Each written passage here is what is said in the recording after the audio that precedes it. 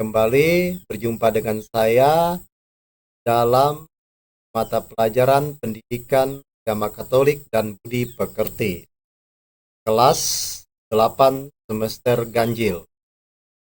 Nah, kali ini kita akan membahas materi tentang Kerajaan Allah sebagai pokok pewartaan Yesus. Nah, sebelum kita masuk pada materinya, kita awali dengan berdoa.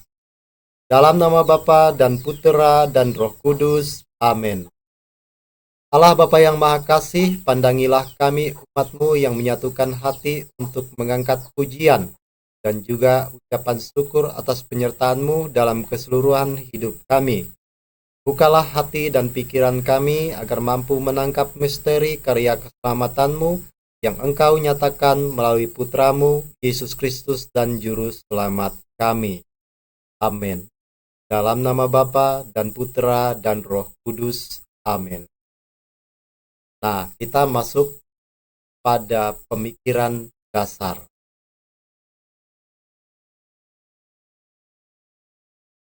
Paham atau pengertian tentang kerajaan Allah tidak muncul begitu saja pada zaman Yesus, tetapi sudah berkembang sejak Perjanjian Lama. Dalam Perjanjian Lama, bangsa Israel menyebut Allah Yahweh sebagai Raja yang kuat, yang berkuasa dan berdaulat. Kekuatan, kekuasaan, dan kedaulatan Allah itu misalnya dialami oleh bangsa Israel dalam peristiwa penyeberangan Laut Merah. Kita bandingkan kitab Keluaran bab 15 ayat 22 sampai 23, kitab Ulangan bab 3 ayat 24, kitab Bilangan bab 23 ayat 21 dan seterusnya. Sebagai raja, Allah adalah raja yang adil, melindungi orang lemah, raja yang mulia, raja yang berkuasa atas seluruh bumi dan berkuasa selama-lamanya. Pada umumnya, masyarakat Yahudi pada saat itu sesungguhnya mempunyai harapan tentang tegaknya kembali pemerintahan dan kekuasaan Allah atas bangsa-bangsa mereka. Namun penghayatan mereka antara orang per orang maupun antar kelompok sangat berbeda. Dan bangsa Yahudi di saat itu ditemukan beberapa pemahaman tentang kerajaan Allah, antara lain sebagai berikut. Nah, jadi ada 3 pemahaman kerajaan Allah menurut bangsa Yahudi. Yang pertama, kerajaan Allah yang bersifat politis. Paham kerajaan Allah yang bersifat politis ini beranggapan bahwa kerajaan Allah yang damai dan sejahtera hanya akan terwujud bila Allah tampil sebagai tokoh politik yang gagah berani, serta mampu memimpin bangsa Israel melawan penjajah Romawi dan para penindas rakyat. Yang kedua, paham kerajaan Allah yang bersifat apokaliptis. Paham kerajaan Allah yang bersifat apokaliptis ini memandang kerajaan Allah akan tercapai bila Allah menunjukkan kuasanya dengan menggoncangkan kekuatan-kekuatan langit dan bumi. Pada saat itulah Allah akan membangkitkan suatu dunia baru, dan mereka menganggap penderitaan yang dialami bukan akhir segala-galanya.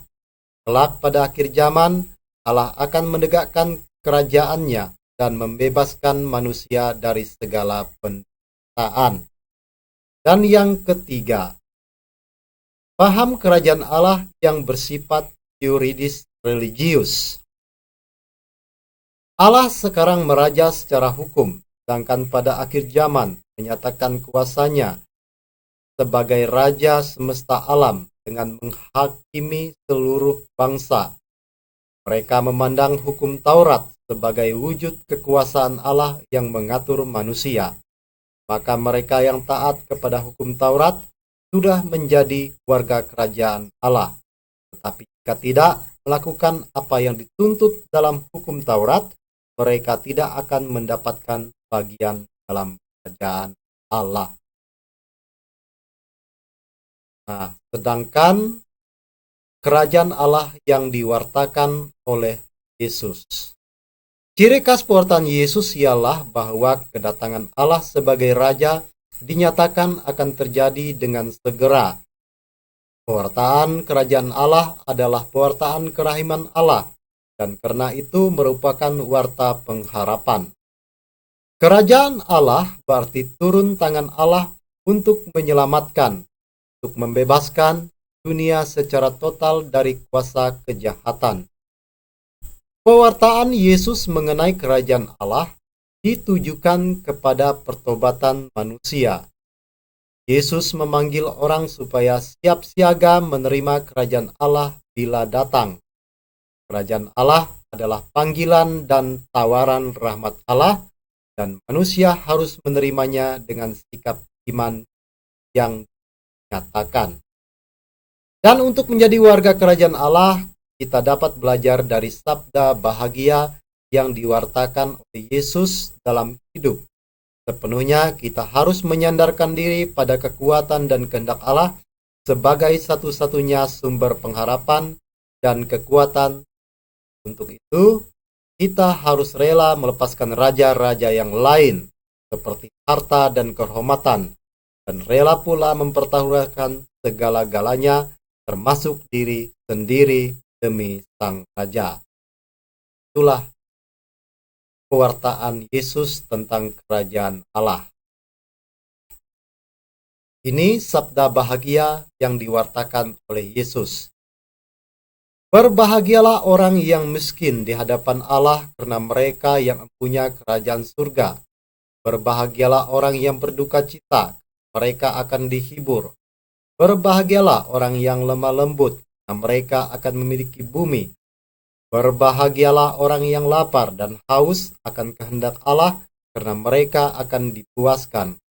Berbahagialah orang yang berbelas kasihan, karena mereka akan beroleh belas kasihan. Berbahagialah orang yang suci hatinya, karena mereka akan melihat Allah. Berbahagialah orang yang membawa damai, karena mereka akan disebut anak-anak Allah. Berbahagialah orang yang dianiaya karena melakukan kehendak Allah, karena merekalah yang punya kerajaan surga. Berbahagialah kamu jika karena aku kamu dicela dan dianiaya, dan kepadamu difitnahkan segala yang jahat. Bersukacitalah dan bergembiralah, karena upahmu besar di surga, sebab demikian juga telah dianiaya nabi-nabi yang sebelum kamu. Nah, jadi itulah sabda bahagia. Nah, mari kita akhiri pertemuan kita dengan doa tutup. Dalam nama Bapa dan Putera dan Roh Kudus. Amin. Allah yang maha baik, kami bersyukur kepadamu karena Engkau telah mengajarkan kami tentang makna kerajaan Allah. Semoga kami dapat hidup menurut kehendak-Mu, sehingga kelak kami Kau perkenankan untuk menikmati kebahagiaan surgawi bersama-Mu. Demi Yesus Kristus, Tuhan dan Juru Selamat kami. Amin. Sekian, sampai jumpa.